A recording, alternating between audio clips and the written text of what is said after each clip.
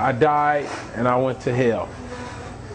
I was in a car wreck and we flipped 17 times on I-5.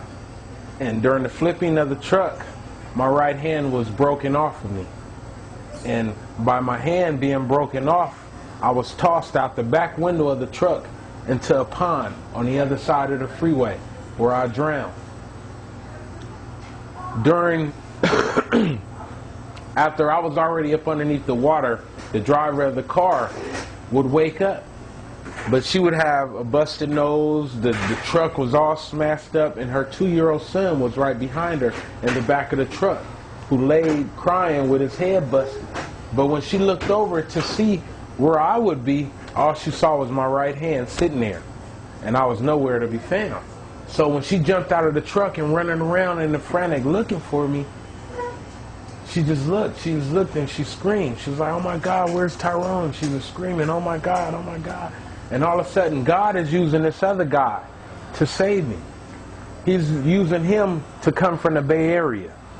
And normally he takes Highway 101 to go to Oregon. God rerouted him up I-5. So he's now driving up I-5. We didn't flip from the southbound side to the northbound side.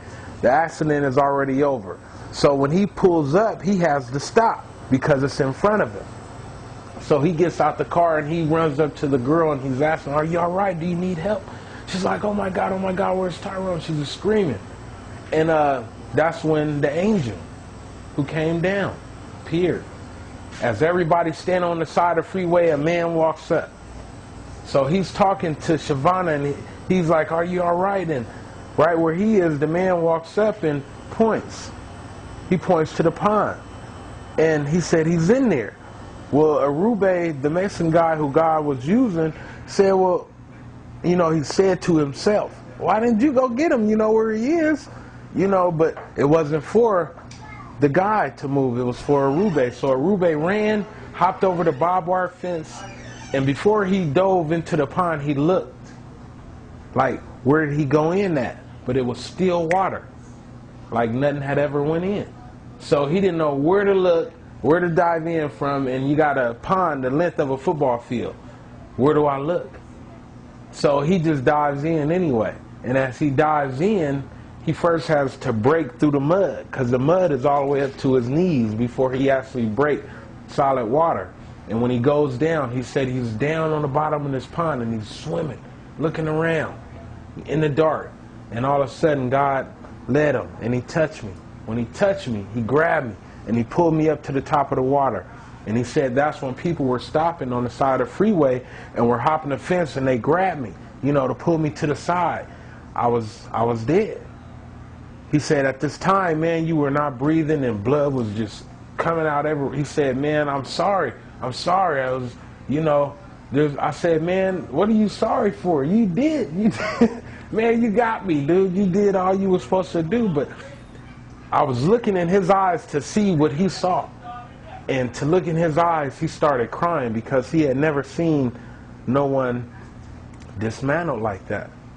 To where he had to dive in some water and go rescue someone that's dead. He didn't know whether I was dead or alive, but 9 times out of 10, you did. You're up underneath pond water. You know, you had to drown. So when they got me and they started doing CPR on me, that's when I came back halfway.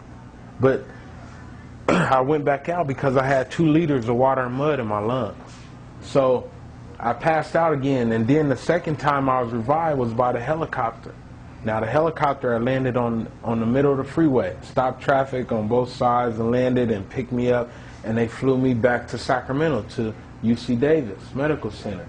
And during the second time of them reviving me is when I went into the spiritual, and my soul entered in. Just how I was thrown into the water, my physical body laid up under, my spirit left the body and came up out the water, but I was inside the earth. It was like the world had flipped, and I came through on the other side. When I popped out the water, you know, the water would be waist deep. You know, it was dark. It was really dark. It was so dark that you close your eyes and put your hands over them. It was still darker than that. But yet there was some form of sight because I could see the silhouettes of the people that was in there. the screams that I heard, you know what I'm saying? Just the cries. People were screaming and crying and just yelling. You know, and I'm looking around to, where am I? You know, and all of a sudden I had to move. When I got out of the water, I fell to my knees. Boom. And when I fell to my knees, what was in me had came out of me. And it was like the death, because in the word it says death has to release itself when she dies. It comes out of you. Well, what killed me was the water, and it released itself from me. And as I got up, I noticed that my hand was gone. I noticed that my hand was gone. And it wasn't something that I paid attention to, because down there, you don't, the cares of this world. On here, I would be worried about my flesh. You know, it's my hand is hurting, but there is no type of thoughts like that. I seen that it was gone, but kept going. And when I looked up, I seen the people that were in the water that were coming out and moving and going towards. The people that were in front of me, like you guys are, see I'm standing here, are the ones that had died before me, because they're in front of me. The people that are popping up out the water behind me are the ones that died after I did, because you got the whole world. How big is the world? How many people dwell in the world? How many people die every second? Well, there's someone dying every second. You know what I'm saying? Because that's the way it goes. But when you die, where are you going?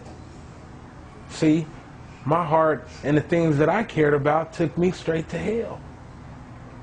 So when I got there and seen, you know, this place that I was in, I had a change of heart. This was a mistake. What am I doing here? And, you know, just having that feeling come over, this is a mistake, Lord. You made a mistake. I ain't supposed to be down here. You know, Lord, I was a good person. You know, and I could think all the stuff that I did, but that wasn't what saves you. What saves you is to confess and to believe in Jesus Christ. That's what makes you saved, and to live according to what he has done. I was not living according to what he wrote.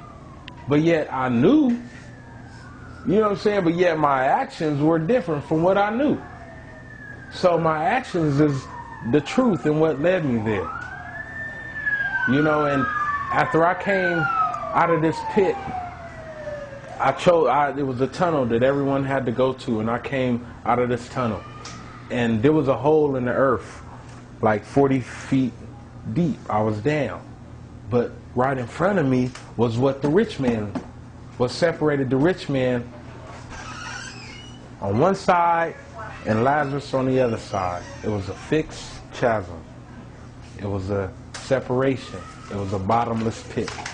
I had to come across on the edge of the earth. I was walking on the edge of the earth trying to cross this pit, because something, the will in me to live, was still yet raging. And even though I had one hand, I knew it was a way for me to get out.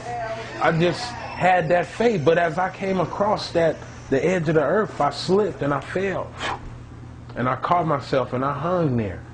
Meantime, they got my body in ICU with the breathing machine coming and breathing for me, because I'm not in my body, but yet the door is open in case I come back. So the breathing machine is keeping it in a coma, you know what I'm saying, in case I come back. So while I'm standing there hanging over this pit, looking around and looking up and seeing where I want to be, seeing the top of the earth, the apartments, the balcony, seeing all of this, and the place where I desired to be in my heart, I had no strength. I had no strength. And that's when it happened. And as I laid there, as I stood there over that pit, it dropped on me. And when it hit me, I was light as a feather after that. The Spirit hit me.